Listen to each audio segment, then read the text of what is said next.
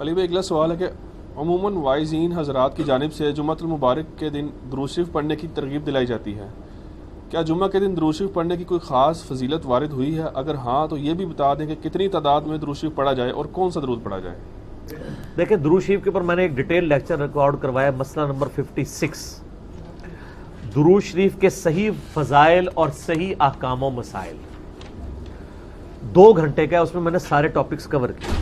Specifically سوال کو میں ایڈریس کر دیتا ہوں۔ سب سے پہلے تو درود شریف کے کون سے سیغے ہیں جو پسندیدہ ہیں؟ درود شریف کا جو سب سے پسندیدہ سیغہ ہے نا، وہ وہی ہے جو ہمارے درود ابراہیمی کا پہلا جز ہے، اللہم صلی علی محمد وعلی آل محمد۔ سنن نسائی میں حدیث ہے، انٹرنیشنل نمبر کے مطابق 1293 اور ایک نمبرنگ کے مطابق ہے 1292، یہ مجھے زبانی یاد ہے نمبر، 12 نبی علیہ السلام کی نسبت سے اور 92 محمد کی وجہ سے، 1292 سنن نسائی۔ زید ابن خارجہ سے نبی علیہ السلام نے فرمایا مجھ پہ درود پڑھنا لازم کر لو اور اپنی دعاؤں میں پڑھا کرو اللہم صلی علی محمد وعلی آل محمد۔ یہ سنی شیعہ دونوں کے ہاں پڑھا جاتا ہے۔ اس کے علاوہ بخاری اور مسلم میں درود ابراہیمیہ ہے جو ہم نماز میں پڑھتے ہیں، یہ بھی ثابت ہے۔ باقی جتنے بھی درود ہیں اسی سے ملتے جلتے ہیں۔ صلی اللہ علیہ وآلہ وسلم، یہ بھی نبی علیہ السلام سے ثابت ہے، صحیح مسلم میں حضرت عیسیٰ علیہ السلام کے لیے آپ نے کہا وَنُزُولِ عِیسَى ابْنَ مَرْیَمَ صلی اللہ علیہ وسلم، وآلہ وسلم کے ساتھ پڑھنا بہتر ہے کیونکہ نبی علیہ السلام نے اسی کی ترغیب دلائی ہے۔ درود ابراہیمی میں بھی دیکھیں، باقی درودوں کے اندر بھی۔ اب رہا مسئلہ کتنی تعداد میں پڑھا جائے، جتنی حسب توفیق ہو۔ مجموع الزوائد میں ایک صحیح سند کے ساتھ حدیث موجود ہے سنن طبرانی کے ریفرنس سے کہ جو شخص صبح کے وقت 10 دفعہ درود شریف پڑھ لے اور 10 دفعہ شام کے وقت، قیامت والے دن اسے میری شفاعت نصیب ہوگی۔ تو یہ بڑا آسان ہے، 10 دفعہ اللہم صلی علی محمد وعلی آل محمد پڑھنے میں کتنا ٹائم لگتا ہے؟ باقی اللہ تعالیٰ نے ڈیٹم لیول کے اوپر تو آپ پہ ویسے ہی یہ لازمی کر دیا ہے۔ نماز میں ہم درود شریف پڑھ ہی رہے ہوتے ہیں، ہر نماز میں پڑھ رہے ہوتے ہیں، درود شریف کے بغیر تمہاری نماز ہی مکمل نہیں ہوتی۔ اور ہماری نماز تو ہم تو دعائے قنوت کے بعد بھی درود شریف پڑھتے ہیں، صحیح سند سے ثابت ہے۔ نماز جنازہ میں بھی درود شریف پڑھتے ہیں، ہر جگہ درود شریف ہے۔ مسجد میں داخل ہوتے وقت درود شریف ہے، وہ حدیثیں موجود ہیں، وہ میں نے اس لیکچر میں ساری حدیثیں بتائی ہیں۔ ہر خطبے کے آغاز میں درود شریف ہے، جس مجلس میں نبی علیہ السلام کا ذکر ہو وہاں پہ درود شریف ہے۔ مولا علی علیہ السلام سے حدیث ہے جامعہ ترمذی میں صحیح سند کے ساتھ کہ نبی صلی اللہ علیہ وآلہ وسلم نے فرمایا وہ شخص کنجوس ہے جس کے سامنے میرا ذکر ہو اور مجھ پر درود نہ پڑھے، اللہم صلی علی محمد وعلی آل محمد۔ اور ترمذی میں ایک حدیث ہے وہ شخص تباہ و برباد ہو جائے جس کے سامنے میرا ذکر ہو اور مجھ پر درود شریف نہ پڑھے، اللہم صلی علی محمد وعلی آل محمد۔ اور اس کے علاوہ سنن طبرانی میں بھی ایک روایت ہے، اس روایت کی صحت پہ اختلاف ہے، لیکن چونکہ کچھ محدثین اسے صحیح سمجھتے ہیں اس لیے میں ضرور بیان کرتا ہوں کہ جو شخص روزانہ 100 دفعہ درود شریف پڑھ لے تو قیامت والے دن اللہ تعالیٰ اسے شہیدوں کے ساتھ اٹھائے گا اور اس کی دونوں آنکھوں کے درمیان لکھا ہوگا کہ یہ شخص منافقت اور دوزخ کی آگ سے بری ہے۔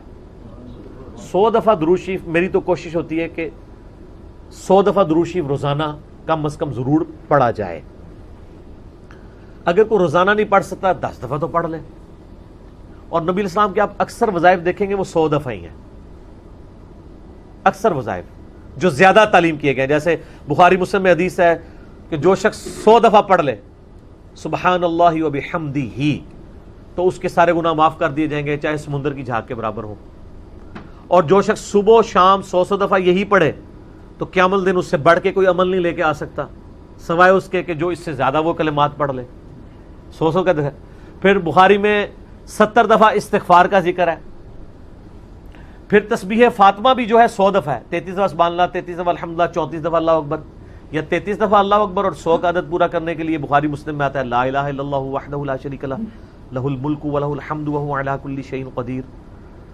تو یہ سارے 100 والے ہیں، زیادہ تو آپ جتنا مرضی پڑھیں۔ جامعہ ترمذی میں حدیث ہے قیامت والے دن میرے سب سے زیادہ نزدیک وہ شخص ہوگا جس نے دنیا میں مجھ پہ سب سے زیادہ درود شریف پڑھا ہوگا، اللہم صلی علی محمد وعلی آل محمد۔ تو سر جتنا گڑ ڈالیں گے اتنا میٹھا ہوگا، درود شریف جتنا پڑھیں اتنا ہی کام ہے، نبی علیہ السلام کے قرب کا ذریعہ ہے۔ لیکن صرف درود شریف پہ زور ہو، نبی علیہ السلام کی تعلیمات پہ زور نہ ہو تو یہ غلط ہے. درود شریف کے لیے باوضو ہونا بھی شرط نہیں ہے. یہ اللہ کا ذکر ہے اور ایسا ذکر ہے جس کے لیے کوئی پروٹوکول نہیں ہے. وضو پروٹوکول ہوتا ہے نماز پڑھنے کا. عام اذکار کے لیے کوئی وضو پروٹوکول نہیں ہوتا. ویسے آپ نے رکھنا ہے وہ ضرور کریں, لیکن ادروائز ان اذکار کا کوئی پروٹوکول اس حوالے سے نہیں ہوتا. تو میری خواہش یہ ہے کہ آپ روزانہ کم از کم 100 دفعہ ضرور درود شریف پڑھیں. اگر نہیں پڑھ سکتے تو صبح فجر کے بعد 10 دفعہ اور 10 دفعہ مغرب کے بعد صبح شام 10 دفعہ پڑھ لیں تاکہ شفاعت رسول صلی اللہ علیہ وآلہ وسلم حاصل ہو. پھر مسلم شریف میں حدیث ہے, بخاری میں بھی کچھ حصہ ہے کہ جو اذان کا جواب دے, یعنی وہی مؤذن والے کلمات رپیٹ کرے, اس کے بعد مجھ پہ درود شریف پڑھے اور الوسیلہ والی دعا مانگے تو میری شفاعت اس کے لیے حلال ہو جائے گی. وہاں بھی درود شریف ہے. صحیح مسلم میں حدیث ہے جو ایک دفعہ 10 درود شریف پڑھے گا اللہ تعالیٰ اس پہ 10 رحمتیں نازل فرمائے گا. سنن نسائی میں حدیث ہے جو ایک دفعہ درود شریف پڑھے گا اللہ تعالیٰ اس پہ 10 رحمتیں نازل فرمائے گا, اس کے 10 درجات بلند کر دے گا, اسے 10 نیکیاں عطا فرمائے گا, اس کے 10 گناہ معاف کر دے گا. کتنی بڑی فضیلت ہے سر, اتنی بڑی فضیلت مجھے بتائیں کس عمل کی ہوگی. نفلی عبادات میں افضل ترین عبادت درود شریف. اچھا یہ درود شریف اللہ کی عبادت ہے کیونکہ آپ رجوع اللہ کرتے ہیں, اللہم صلی علی محمد وعلی آل محمد. یہ جو جمعے کے دن کے وظائف ہیں نا, اب وہ آپ یعنی غروب آفتاب جمعرات والے دن اس سے لے کے جمعے کی مغرب تک کر سکتے ہیں. یہ نہیں ہوتا کہ جمعے کے دن کو ہی کرنا ہوتا ہے. تو جمعے والے دن درود شریف پڑھنے کی فضیلت ہے. ابو داؤد کے اندر اور ترمذی کے اندر, سنن نسائی میں, ابن ماجہ میں حدیث ہے کہ نبی صلی اللہ علیہ وآلہ وسلم فرمایا کہ جمعے کا دن تمام دنوں کا سردار ہے. اسی دن آدم علیہ السلام پیدا ہوئے, اسی دن وہ فوت ہوئے, اسی دن پہلا سور پھونکا جائے گا, دوسرا سور پھونکا جائے گا, قیامت قائم ہوگی. تم جمعے والے دن مجھ پہ کثرت سے درود پڑھو, تمہارا درود مجھ پر پیش کیا جائے گا. تو صحابہ کرام نے جرت کر کے پوچھا یا رسول اللہ علیہ وسلم جب آپ مر جائیں گے اور آپ کی ہڈیاں مٹی میں مل جائیں گی. سر یہ صحابہ کے الفاظ ہیں جب تک 295C نہیں تھی مدینہ شریف میں, ورنہ آج کل تو کوئی سوال کر سکتا ہے. یہ صحابہ پہ اللہ کی کروڑوں رحمتیں ہوں, سوال کیے تو میں عقیدے پتہ چلیں. تو نبی علیہ السلام نے فرمایا کہ ان اللہ حرم علی الارض ان تأکل اجساد الانبیاء, بے شک اللہ نے مٹی پہ حرام کر دیے کہ نبیوں کے جسموں کو کھائے. تو نبیوں کے جسم سلامت ہیں قبروں کے اندر, ان پر درود شریف پیش ہوتا ہے. تو جمعے والے دن درود شریف کی ایک خاص فضیلت ہے. جمعے والے دن ضرور 100 بار پڑھ لیا کریں. نبی علیہ السلام کی بارگاہ میں درود شریف پیش ہو رہا ہوتا ہے. وہ سنن نسائی میں حدیث ہے نا, زمین پہ کچھ فرشتے سیاحت کرتے ہیں, میرے امتیوں کا سلام مجھ تک پہنچاتے ہیں. اور میں نے دیکھا ہے کہ یہ حقیقت بات ہے, مسلمانوں کے جتنے مکاتب فکر ہیں ان میں سے 2 مکاتب فکر میں نے درود شریف کا بہت اہتمام دیکھا ہے. نبی علیہ السلام کا مبارک ذکر کرتے وقت پہلے نمبر پہ شیعہ حضرات کو میں نے دیکھا ہے کہ وہ درود شریف کا بہت اہتمام کرتے ہیں, اور دوسرے نمبر پہ اہل حدیث کے ہاں. آپ عرب میں چلے جائیں, آپ وہاں پہ عربی خطبے سنیں ان کے جمعوں کے, سر اگر ایک جملے میں 3 دفعہ آ رہا ہے نا تو وہ قال النبی صلی اللہ علیہ وآلہ وسلم پورا پڑھیں گے. یہاں ہمارے لوگ بیان کرتے پوری تقریر, میرے حضور گئے, حضور آئے, حضور نے کیا, درود شریف ایک دفعہ بھی نہیں پڑھتے کیونکہ ٹرینڈ میں نہیں ہے. تو یہ ٹرینڈ سیٹ کرنا چاہیے, اور یہ بھی آپ کا کام ہے کہ جب کسی علماء سے آپ یہ سنیں کہ وہ بغیر درود شریف کے نبی صلی اللہ علیہ وآلہ وسلم کا ذکر کر رہا ہے, تو آپ اسے بتائیں کہ یار چلو 4 دفعہ نام لیا ہے, 1 دفعہ تو درود شریف ساتھ پڑھتے. اور لیکن میں آپ کو بتاؤں, بزرگوں کے جب نام لیں گے نا کبھی بغیر رحمت اللہ لے کے نہیں لیں گے. آپ یہ دیکھیں کہ کبھی کوئی کہہ دے کہ شیخ عبد القادر جیلانی نے فرمایا, ہمیشہ کہیں گے رحمت اللہ علیہ. تو پھر سر ہم کیوں نہ کہیں کہ آپ بابوں کو نبی علیہ السلام سے اوپر سمجھتے, بغیر رحمت اللہ علیہ کا کبھی بھی یہ ذکر نہیں کریں گے اپنے بابوں کا, لیکن نبی صلی اللہ علیہ وآلہ وسلم کا ذکر کر دیں گے. تو درود شریف کا اہتمام کرنا چاہیے. نبی صلی اللہ علیہ وآلہ وسلم نے اس کی ترغیب دلائی ہے. یہاں پہ میں ایک مسئلہ عرض کر دوں, جو درود شریف کے دشمن ہیں نا, اہل بیت کے دشمن, اب وہ اکثر اس چیز کو اٹھاتے ہیں. وہ کہتے ہیں جی یہ جو درود شریف میں ذکر ہے نا اللہم صلی علی محمد وعلی آل محمد, یہاں آل محمد سے مراد نبی علیہ السلام کے اہل بیت نہیں ہے صرف, بلکہ پوری امت ہے. کیونکہ قرآن میں تو آل فرعون کہا گیا ہے فرعونیوں کو, آل موسیٰ تو یہ بھی آل محمد سے مراد ہے محمد والے نہ. یہ کہانیاں اس وقت تک تھیں جب تک کہ انجینئر صاحب کی ویڈیوز بخاری مسلم کی روشنی میں سامنے نہیں آئی تھی. صحیح بخاری میں یہ الفاظ ہیں کہ صحابہ کرام نے کہا اے اللہ کے محبوب صلی اللہ علیہ وآلہ وسلم ہم نے سلام تو آپ پہ عرض کرنا سیکھ لیا ہے, السلام علیکہ ایھا النبی ورحمۃ اللہ وبرکاتہ, نماز میں. آپ ہمیں یہ بتائیے کہ ہم آپ اور آپ کے اہل بیت پر درود کیسے پڑھیں. آپ اور آپ کی آل پہ نہیں, اہل بیت. تو کوئی نبی علیہ السلام کا امتی جو غیر سید ہے اور وہ کہہ سکتا ہے میں اہل بیت ہوں؟ تو اہل بیت کے اگینسٹ آل محمد آپ نے تعلیم فرمایا. درود شریف میں آل محمد سے مراد اہل بیت ہے, نبی علیہ السلام کی جو اولاد ہے, یعنی آل علی, آل عقیل, آل عباس, آل جعفر, جو صحیح مسلم میں غدیر خون کی حدیث کے اندر موجود ہے. تو یہ یہاں آل محمد سے مراد اہل البیت ہیں نبی علیہ السلام کے. باقی ان پہ درود پڑھیں گے تو ہم پہ تو ویسے ہی رحمتیں نازل ہو جانی ہیں, ان کے صدقے ہم تک بھی پہنچ جائیں گی اس حوالے سے. تو یہ میں نے ایک ضمناً مسئلہ عرض کر لیا. لوگ بیچ میں نا یہ ایک پخے چھوڑ رہے ہوتے ہیں, تو میں نے اس پہ میرا یوٹیوب پہ کلپ بھی چڑھا ہوا ہے درود اور اہل بیت کے دشمن. تو اس میں نے بتایا تھا یہ یعنی اپنے بغض کا اظہار اس طریقے سے کر رہے ہوتے ہیں. ان کو تو کوئی چیز اس طریقے سے ہضم نہیں ہو رہی ہوتی نا, تو وہ جان بوجھ کے ایسی باتیں نکالتے ہیں. درود شریف پڑھیں. اور مجھے یاد ہے کہ ایک 3-4 سال پہلے مجھے ایک بریلوی بھائی کا فون آیا, تو مجھے کہنے لگے کہ جی آپ کی ویڈیوز بہت اچھی ہیں, میں آپ کی ویڈیوز کی وجہ سے مسلک چھوڑا, سب کچھ سیکھا.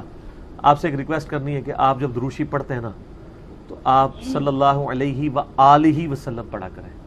تو آپ میری پرانی ویڈیوز دیکھیں تو اس میں صلی اللہ علیہ وسلم ہوتا تھا. تو میں نے اس کا پھر یہ مشورہ مانا, تو پھر میں نے آہستہ آہستہ اپنے آپ کو اس کا عادی کیا کہ وآلہ وسلم بھی کہا جائے, کیونکہ نبی صلی اللہ علیہ وآلہ وسلم کو یہ چیز پسند ہے کہ آپ صلی اللہ علیہ وآلہ وسلم کے اہل بیت کا ذکر کیا جائے. اس لیے درود ابراہیمی میں بھی اہل بیت کا ذکر کیا گیا ہے. اچھا, درود ابراہیمی میں بعض لوگ کہتے ہیں یہ جو آل ابراہیم کا ذکر ہے تو آپ یہودیوں پہ درود پڑھ رہے ہوتے ہیں.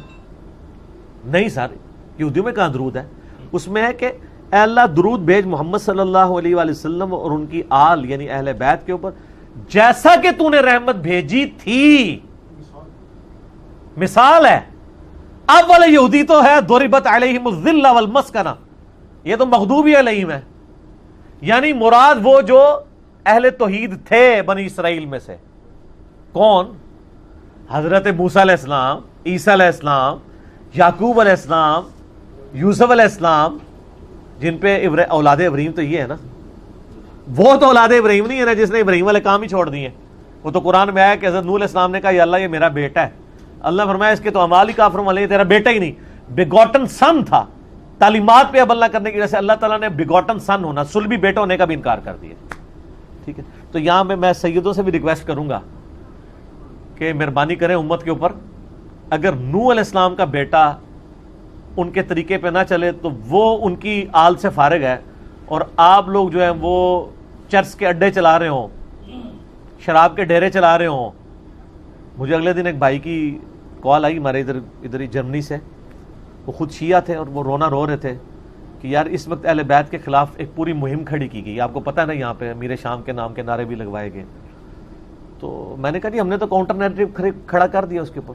تو بتانے لگے ایک کسی شیعہ ذاکر پورے اس ایک کمیونٹی کے بارے میں, وہ کہتے ہیں ہم ان کو ملینز آف روپیز سالانہ دیتے تھے, لیکن بعد میں پتہ چلا کہ وہ تو شرابیں پیتے ہیں اور عیاشیاں کرتے ہیں. وہ کہتے ہیں یہ اہل بیت کے نام کے اوپر جب اہل بیت کے دفاع کی باری آئی ہے تو یہ خود کون سے کرتوت کر رہے ہیں. اب الحمدللہ اہل تشیع کے اندر بھی اویئرنس آ رہی ہے, جیسا کہ بریلویوں کے اندر اویئرنس آئی کہ پیروں فقیروں نے ہمیں دھوکے میں رکھا ہوا ہے, یہ ہمارے نذرانوں سے یاشیاں کر رہے ہیں. یہی آپ کو یاشیاں شیعہ کے ہاں ذاکرین میں بھی نظر آئیں گی. وہ سارے وہ والے کام کر رہے ہوں گے, اچھے لوگ بھی ہیں لیکن برے لوگ بھی بیچ میں ہیں. تو ایسے لوگوں کو ممبروں پہ نہ آنے دیں, ان لوگوں کا خرچہ نہ اٹھائیں, اور یہ جو سید کے نام کے اوپر عزتیں ویل کر رہے ہیں نا, اس صورت میں کریں جب واقعی ان کے کام بھی وہی ہو. اگر کام ان کے نبی علیہ السلام کے دشمنوں والے ہیں تو ہم ان کی رسپیکٹ. میرا اپنا میکینیکل انجینئرنگ کی یعنی کلاس فیلو تھا یونیورسٹی میں, قادیانی تھا اور سید تھا, اس کے نام کے اندر تھا, میں اب نام نہیں اس کا لیتا, وہ ایک بالکل پرسنل بات ہو جائے گی. تو اس کا سید فلاں شاہ پورا نام تھا, کتنا ایسا تمہیں پتہ ہی نہیں چلا, تو باپ قادیانی تھا. اب کیا ہمارے اہل تشیع کے ہاں جو سید ہیں اس کو سید ماننے کے لیے تیار ہو جائیں گے؟ نسل تو ہے نا, جینز تو ہے نا, وہ کہیں گے نہیں, تعلیمات چھوڑ دی. تو سر آپ تعلیمات چھوڑ دیں اور آپ ہمیں کہیں کہ آپ امتی ہو. سر ہم امتی سیدوں کے نہیں ہیں, امتی تو نبی علیہ السلام کے لیے. یار مولا علی بھی کبھی, مولا علی نے یہ دعویٰ نہیں کیا کہ یہ میری امت ہے, وہ بھی اپنے آپ کو غلام محمد ہی کہتے تھے. آپ شیعہ کا جو سلوگن دیکھیں وہ تو بالکل ٹھیک ہے, محمد اور آل محمد, آل علی نہیں کہتے ہیں. علی نہیں سر, سینٹرڈ پوائنٹ محمد صلی اللہ علیہ وآلہ وسلم کی ذات ہے, جس کی جو بھی عزت ہے وہ نبی علیہ السلام کی نسبت کی وجہ سے ہے, جس کا جو بھی مرتبہ ہے وہ ان کی نسبت کی وجہ سے. اگر نبی علیہ السلام کو بیچ میں سے نکال دیتے ہیں پھر کوئی شخص کوئی مرتبہ ویل نہیں کر سکتا. تو محمد اور آل محمد, حالانکہ دیکھیں اولاد علی ہے لیکن نام کیا بولا جاتا ہے؟ آل محمد. کیوں؟ یہ اللہ نے رشتہ کروایا ہوا ہے سر. سنن نسائی میں صحیح سند کے ساتھ حدیث ہے, پہلے حضرت ابوبکر نے رشتہ مانگا تھا نبی علیہ السلام سے سیدہ فاطمہ کے لیے, جب تک کہ حضرت ابوبکر خود سسر نہیں بنے تھے. نبی علیہ السلام نے کہا میری بچی چھوٹی ہے, پھر حضرت عمر نے مانگا, فرمایا چھوٹی ہے, پھر حضرت علی نے مانگا تو رشتہ کر دیا, کیونکہ اللہ نے وحی کے ذریعے بتایا تھا کہ آپ کی اولاد یعنی جو آل محمد ہے وہ اولاد علی ہوگی. یہ سر آسمانی رشتہ طے ہوا ہوا ہے, یہ چھوٹا معاملہ نہیں ہے. تو اس لیے جو لوگ اولاد علی ہیں اور اہل بیت ہونے کا دعویٰ کرتے ہیں, خدا کے لیے اہل بیت کے نام کے اوپر آپ داغ نہ اور دھبا نہ بنے, بلکہ ان کی تعلیمات کو بھی آگے لے کے چلیں. یہی ہمارا میسج ہے. ٹھیک ہو.